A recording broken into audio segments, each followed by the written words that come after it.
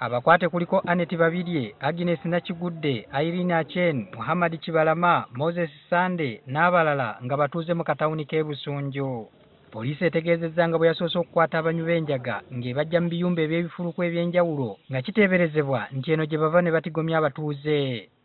Oluvannyuma eyodde n'abakyala abagambibwa okuba nti be bagiguza abaginywa. Bazenywa we bamala ozenywa ne bakola ebikolobero. Abakwate batwaliddwa ku poliisi e Busunju kyokka abasinga omusango bagweganye okuggyako Annette Babirye akkiriza nga bw'abadde agitunda asobole okwebeezaawo. Nali manyi nti nfunamu ssente. Ate njiguza baani nze sirina gwe nali nguzizza njaga. Bansanze wali kagundi nga ntwala akasimu kange ku mulimu. Nze ekyenjaga sikirina kye nkimanyiiko kuba bansanze ntwala simu yange gikyajinga.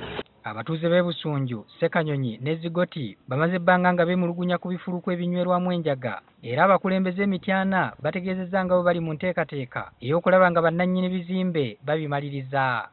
Bina enteekateeka esisinkana aba landlords bannyini mayumba oba bizimbe ebyo ebitanaggwa tusobola okulaba ne tuwaŋŋana amagezi ne tukuteekawo enteekateeka ebizimbe ng'ebyo ne bikolerwamu emirimu egy'enjawulo.